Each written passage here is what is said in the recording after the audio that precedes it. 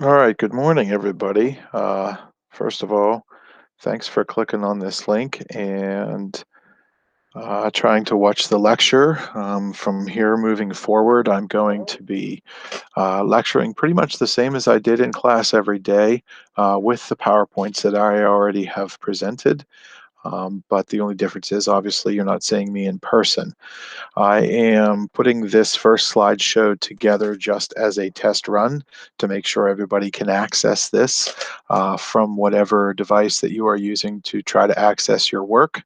I would like you to comment underneath the post whenever I make it in Google Classroom if you were able to access this and view the entire presentation or not.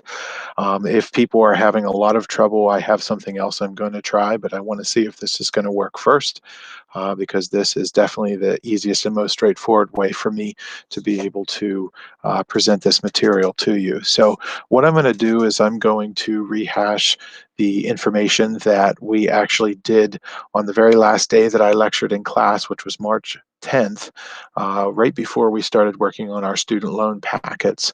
The first thing that I did is I presented to you was a question, which was how much money will you borrow for college?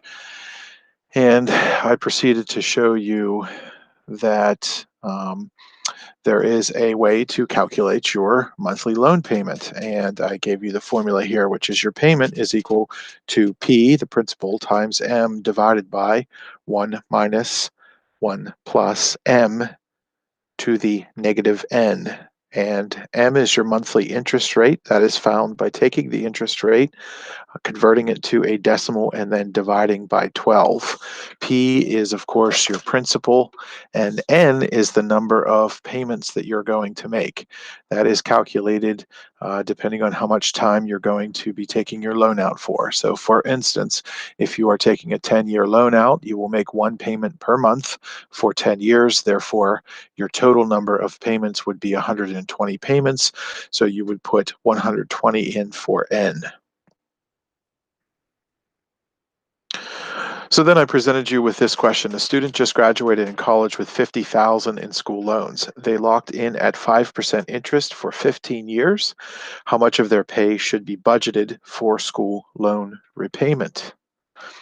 So the key parts of this problem are going to be how much money was borrowed, which was 50,000, the interest rate, which was 5%, and the total length of time that you're borrowing that money for, which is 15 years. So taking the formula that I presented to you a slide before that and plugging in the important information, P, the principal, is going to be I'm sorry. First, we need to calculate our M, which is 0.05, which is your 5%, divided by 12 gives you 0.004167. I did say back whenever we were working on these student loan packets that you should definitely round to 6 decimal places, as because of this formula, the way it's set up, if you don't round out to 6, you could get a round off error. Once we calculate M, we will then plug in all the other important information, which is 50,000, which is the principal amount borrowed. Your monthly interest rate goes in for M, also goes right there. And for your N, that is the total number of payments, which is going to be 15 years times 12 because you're paying once per month for 15 years. I also, when I explained this to you, kind of gave you a helpful hint and said, do not try to calculate this all at one time in your graphing calculator. You are much better off to multiply the top two numbers first, get a number, write that number down out to 6 decimal places, and then do the same for the bottom number. Don't take answer divided by, just get the number for the top, write it down, then get your number for the bottom, write it down. So then you will end up looking, there's your top number, and then there's your bottom number. And once you have your two numbers, then divide them. And you will see that for a $50,000 loan at 5% for 15 years, you're going to have a payment of $395.41 for every month for the next 15 years.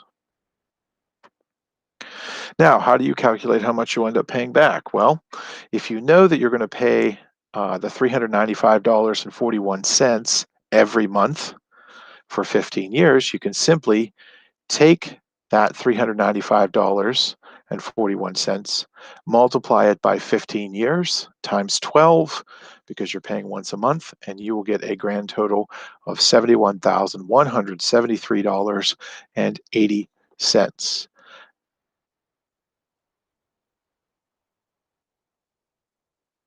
That is a lot of money. Now, the next thing that I asked you to figure out was how much interest you will have paid back on your loan. Well, backing up one slide for a second, we are going to pay back $71,173.80.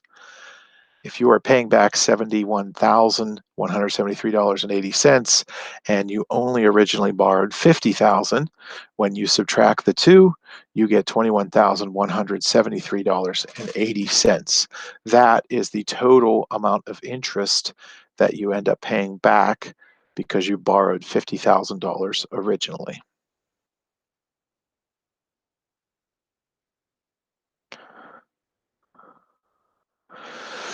So then I proceeded to have you guys complete page 2 in your packets. So this is just a test run. This is hopefully the way I'm going to be able to deliver instruction to you over the course of the next couple of weeks, and who knows how much longer after that. Again, I'm going to ask you to please comment under the post in Google Classroom and let me know whether you were able to access this and everything worked okay for you. If you were not, please also let me know and shoot me an email so maybe we can try to figure out why that is. Remember, you can use either of my email addresses, although I prefer the McCall s@sasd.k12.pa.us. All right, guys, that concludes my first lecture. Um, I hope you guys are all doing well. Thinking about you guys. Talk to you soon.